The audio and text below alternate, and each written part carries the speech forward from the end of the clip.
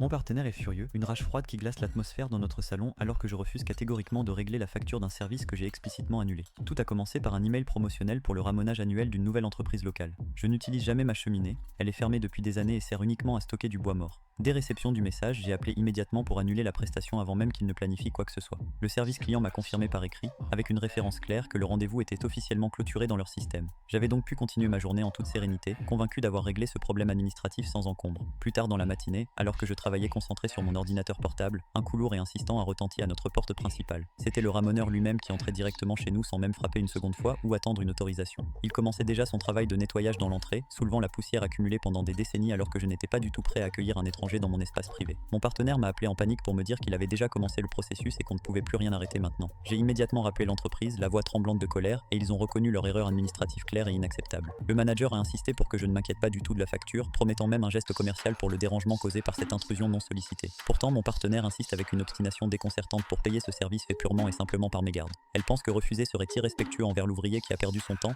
même si c'est une faute lourde de leur part de ne pas avoir respecté mes instructions écrites. Je trouve cela absolument ridicule qu'on doive subir les conséquences financières et émotionnelles de leurs erreurs internes alors que nous sommes les victimes ici. La dispute a vite dégénéré en remuant des vieux comptes entre nous, transformant un simple malentendu commercial en une crise conjugale majeure où chacun défend ses principes avec acharnement. Elle parle d'honneur tandis que je parle de justice et de responsabilité professionnelle. Pensez-vous qu'il faut payer pour un service non demandé qui a été imposé malgré nos refus?